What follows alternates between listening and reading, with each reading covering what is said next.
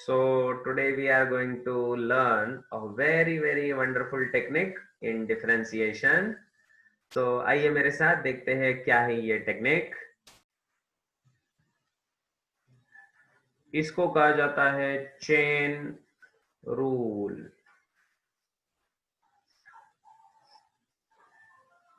Chain rule, ठीक है। So we are going to study this chain rule which is very important part, और इसी को function under function भी कहा जाता है।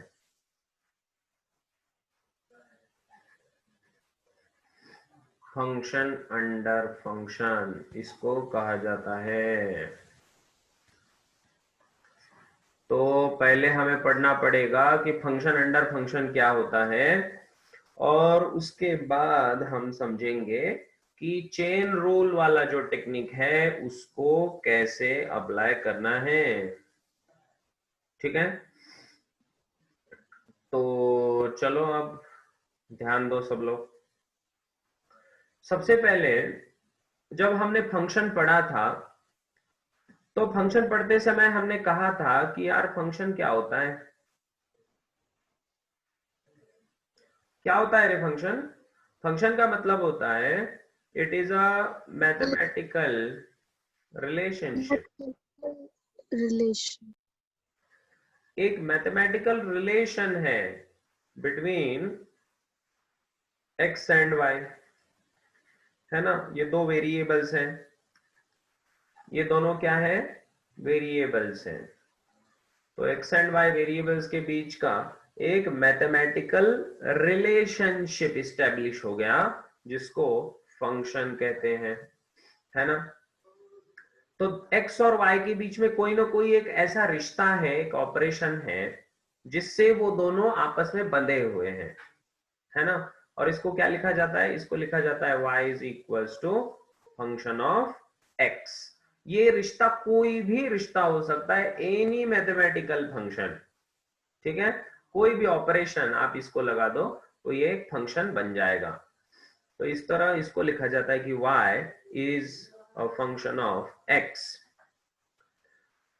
लेकिन कभी कभी ऐसा भी हो जाता है कि यहां पर x और y के बीच में डायरेक्ट रिश्ता ना होकर दो अलग अलग रास्तों से रिश्ता बनता है। जैसे फॉर एग्जांपल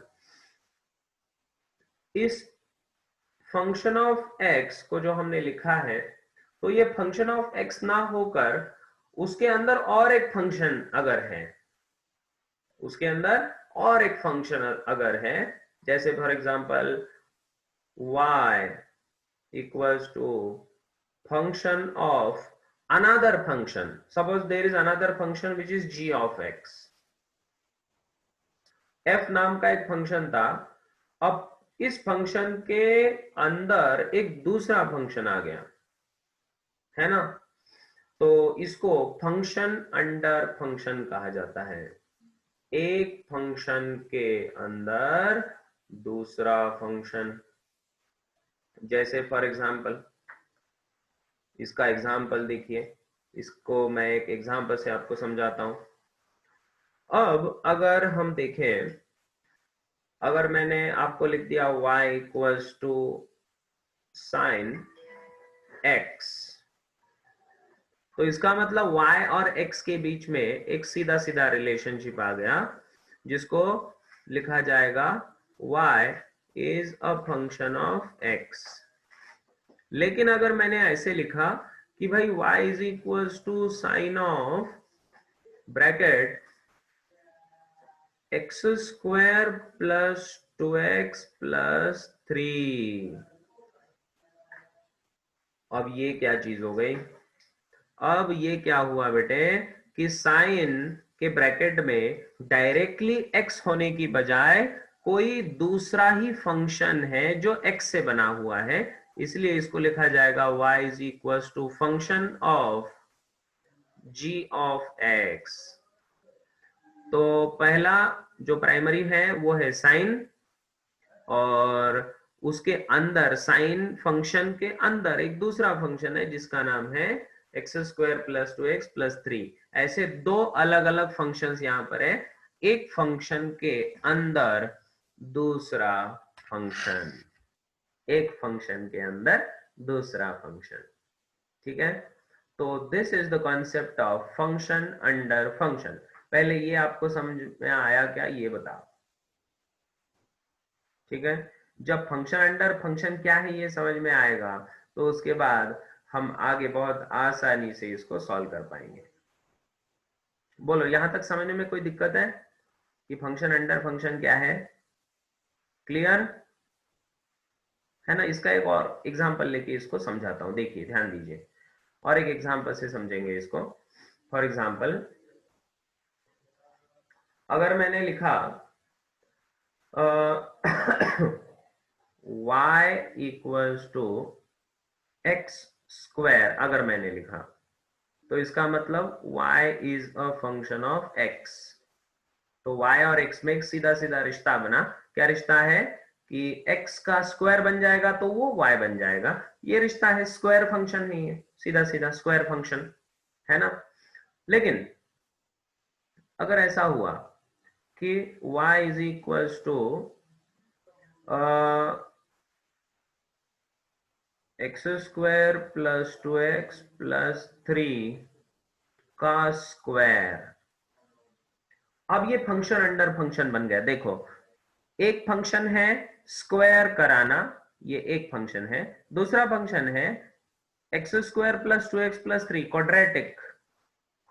10वीं में क्वाड्रेटिक इक्वेशन पढ़े होंगे ना, तो पहले एक्स स्क्वायर करो, फिर 2x करो, फिर 3 करो, तीनों को मिला दो। ये एक अलग फंक्शन है। इस फंक्शन को इस स्क्वायर वाले फंक्शन के अंदर रखा गया है, इसलिए इसको लिखा जाएगा y is equal to function of g of x। एक फंक्शन के अंदर दूसरा फंक्शन, जहां पर x ना होकर x की जगह किसी दूसरे ने ही ले ली है, x की जगह किसी दूसरे फंक्शन ने अगर ले ली तो उसको फंक्शन अंडर फंक्शन कहा जाएगा। तो समझने के लिए आपको यहां पर मैं लिखवा देता हूं कि y is equal to function of x में अगर x की जगह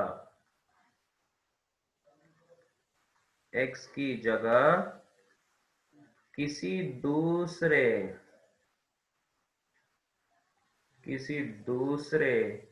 फंक्शन ने ले ली,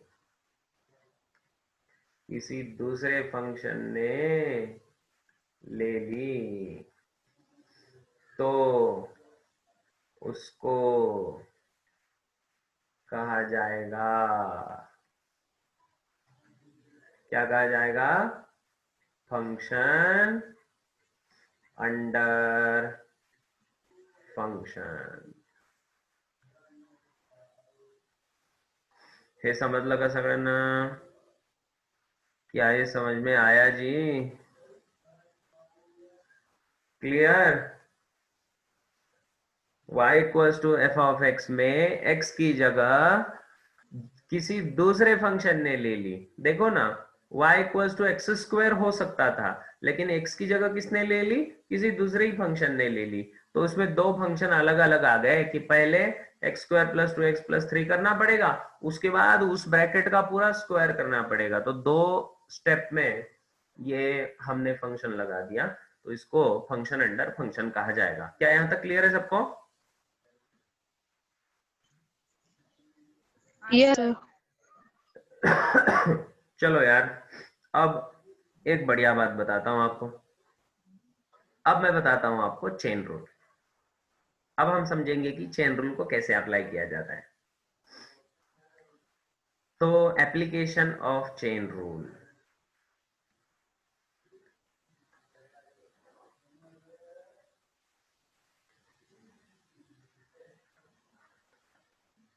सब लोग ध्यान दीजिए। अब ये चेन रूल क्या कहता है? ये चेन रूल कहता है बेटे कि अगर आपको ऐसा कोई फंक्शन मिल जाए जिसमें फंक्शन अंडर फंक्शन है,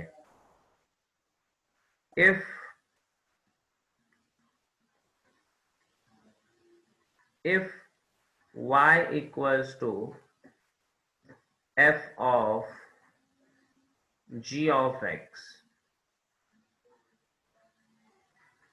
अगर आपको कोई भी फंक्शन अंडर फंक्शन अगर दिया है, तो फंक्शन अंडर फंक्शन को अगर आपको डिफरेंशिएट करना है, अगर आपको इसको डिफरेंशिएशन इसका ढूंढना है, तो अब इसका डिफरेंशिएशन आप कैसे ढूंढोगे, है ना।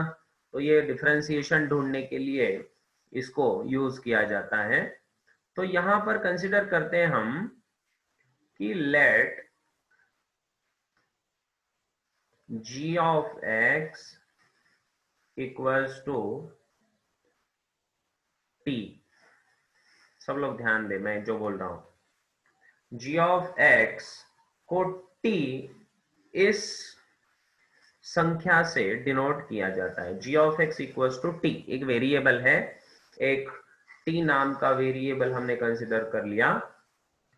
सब लोग ध्यान दो। तो अब y को कैसे लिखेंगे हम, तो y को लिखेंगे then y equals to f of function of t। अब y को हम फंक्शन ऑफ t के फॉर्म में लिखेंगे, ठीक है। अब ये t कौन है, ये t का मतलब होता है g ऑफ x, जो एक दूसरा फंक्शन है। अब यहां पर जब हम लिखेंगे इसका डिफरेंशिएशन, किसका, इस y का डिफरेंशिएशन अगर मुझे करना है बेटा, तो मैं क्या करूंगा, मैं लिखूंगा dy बाय dx। देखो ध्यान दो, dy बाय dx जो होगा, तो वो dy बाय dx होगा जो भी आपका बाहर वाला फंक्शन था f, तो मैं लिखूंगा differentiation of f of t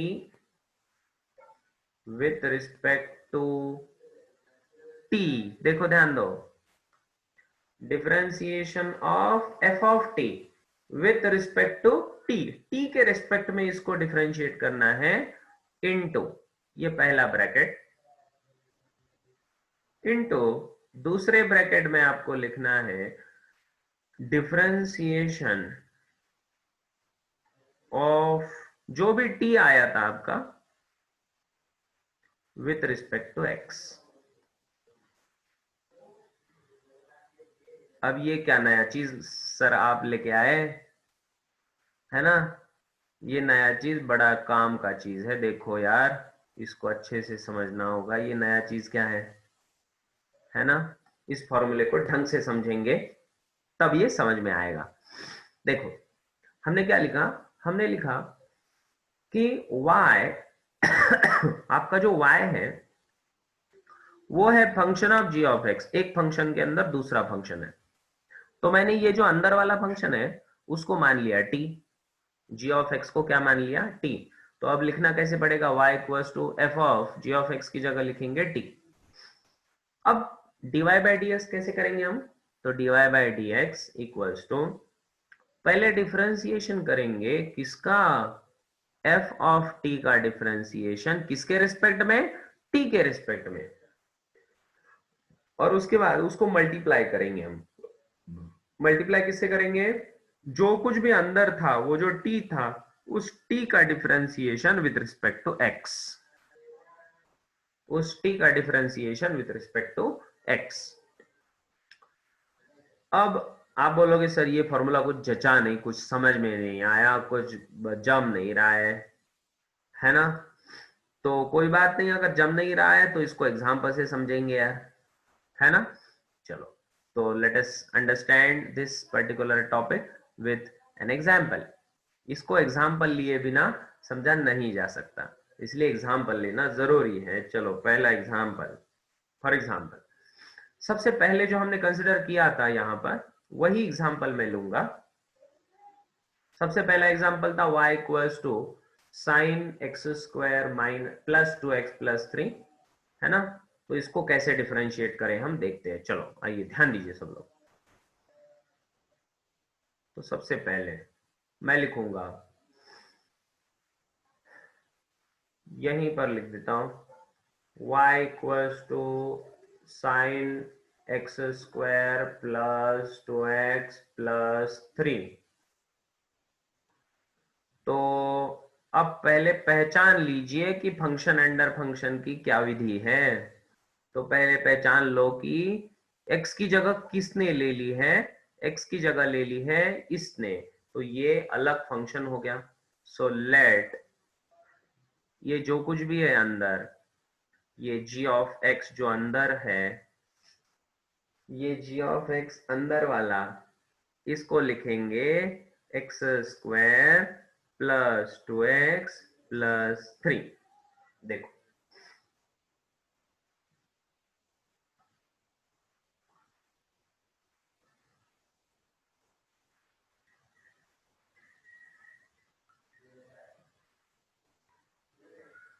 अब g ऑफ x इसको t मानना है हमें, ये अंदर है ना, क्यों भाई, जो कुछ भी अंदर है उसको t मान लेना है हमें।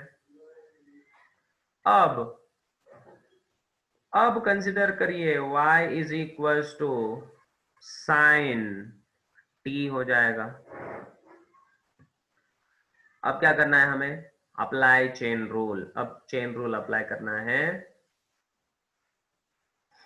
Apply chain rule. अब चेन रूल क्या कहता है, चेन रूल कहता है कि भाई इस साइन टी का differentiation with respect to t करिए, तो ये बन जाएगा dy by dx equals to sine t का डिफरेंशिएशन होगा cos t।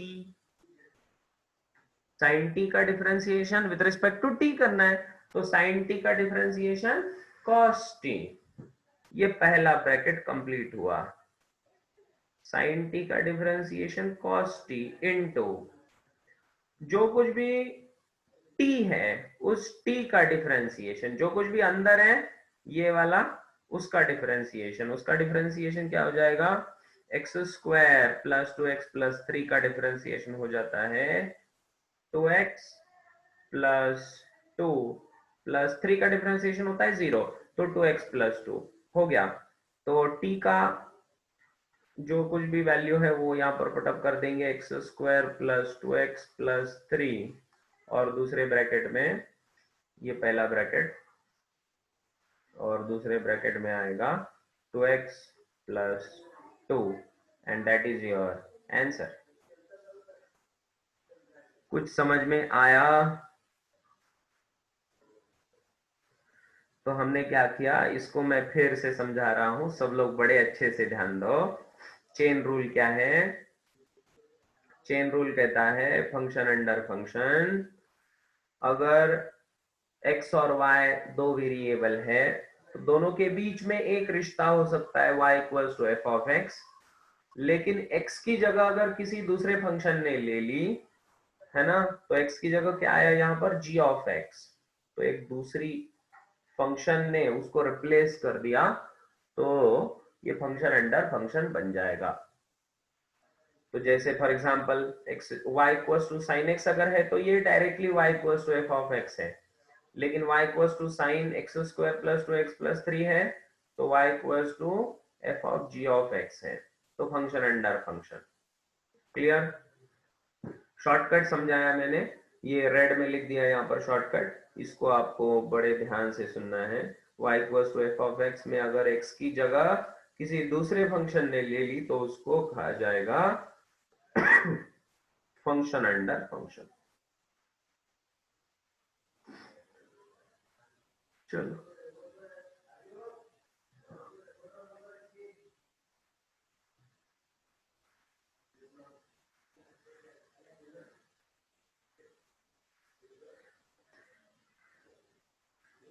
तो चलो फटाफट बताओ, इसमें कहीं दिक्कत है तो बोलो फटाफट fast.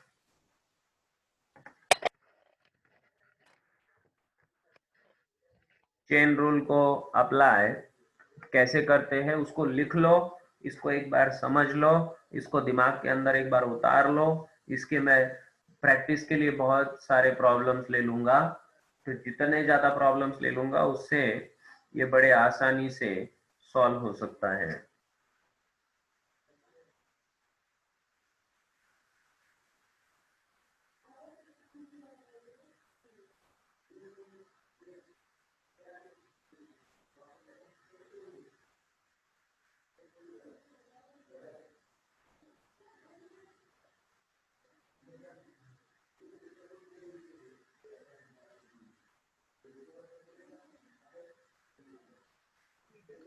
Sir, you one more example. हाँ, आई एम टेकिंग, यस।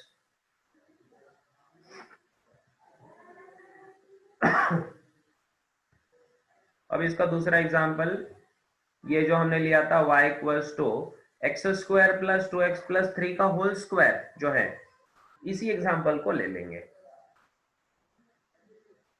ठीक है, तो इसी एग्जाम्पल को मैं ले रहा हूं, कौन सा, y equals to x square plus 2x plus 3 whole square.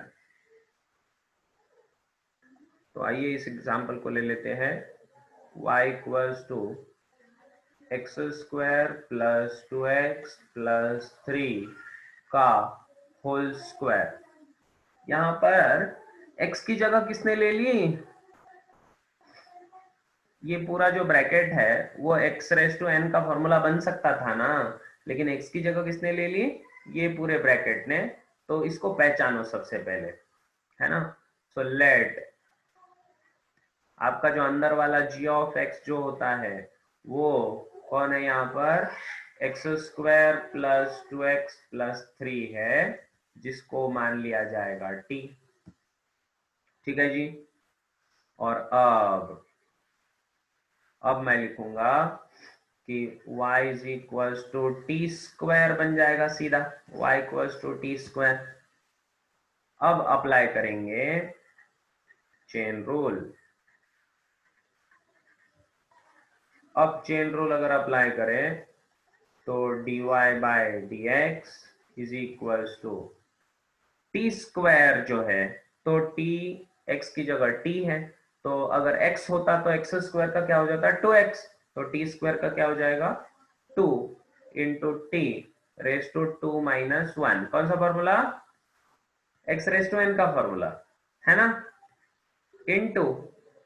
अब दूसरा, अब जो भी t आया था उसका differentiation, x square plus 2x plus 3 का डिफरेंशिएशन, तो इसका डिफरेंशिएशन क्या होगा, तो इसका होगा एक्स स्क्वायर का आएगा 2x प्लस 2 प्लस 3 का आएगा 0, तो आंसर आ जाएगा 2 और t रेस टू कितना 1 इंटू 2x प्लस 2, और ये बन जाएगा 2 इंटू t मतलब कौन है, जो कुछ भी है वो वापस से अपना रिप्लेस कर दो, क्योंकि t तो एक टेम्पररी वेरिएबल है ना, वो तो हमें फाइनल आंसर में नहीं चाहिए, t हमें फाइनल आंसर में नहीं चाहिए, तो t को वापस से पुटअप कर दो, बन गया आपका answer. This is your final answer dy by dx। कुछ समझें? सर ये फिर से एक्सप्लेन करो ना। हाँ, इसमें ये y इक्वल्स टू पूरे ब्रैकेट का स्क्वायर है, तो मतलब इस ब्रैकेट को अगर मैं g ऑफ x बोल दूं, मतलब अंदर वाला फंक्शन, ये अंदर की बात है है ना जी, ये अंदर की बात है। तो ये अंदर वाला फंक्शन कौन है, t है, और ये अंदर वाला फंक्शन जो t है आपका, इसको मैंने ये ब्रैकेट कंसिडर कर लिया, तो इसको अगर t मानो तो ये y equals to t square बन जाता है। अब क्या करना है आपको, चेन रूल अप्लाई करना है। अब चेन रूल क्या कहता है कि पहले टी स्क्वायर को डिफरेंशिएट करो और इनटू जो कुछ भी टी था उसको फिर से डिफरेंशिएट करके आगे लिख दो, है ना। तो विथ रिस्पेक्ट टू टी, तो टी स्क्वायर का डिफरेंशिएशन होगा 2 into t raise to 2 minus 1, x raise to n का फॉर्मूला, इंटू जो कुछ भी अंदर था x square plus 2x plus 3, उसका डिफरेंशिएशन आएगा 2x प्लस 2, जो कुछ भी अंदर था उसका डिफरेंशिएशन 2x प्लस 2, और वापस से t को पुटअप कर दिया, बात खत्म। वापस से t को पुटअप कर दिया हमने, बात खत्म। तो समझने में थोड़ा सा टफ लग सकता है शुरुआत में, लेकिन अब इसका एक शॉर्टकट बताता हूं। इसका एक शॉर्टकट बता देता हूँ, ये शॉर्टकट से बहुत बढ़िया से समझ में आएगा, लेकिन शॉर्टकट आज नहीं कल बताऊंगा। ओके, इसका एक शॉर्टकट है जो कल बताने वाला हूं, तो अगला लेक्चर जरूर देखना। कल के लेक्चर में तैयार रहना, बड़ा इंटरेस्टिंग हो जाएगा। ठीक है, बड़ा ही इंटरेस्टिंग इसका एक शॉर्टकट है जिससे आसानी से सोल्व हो सकती है ये सारी चीजें।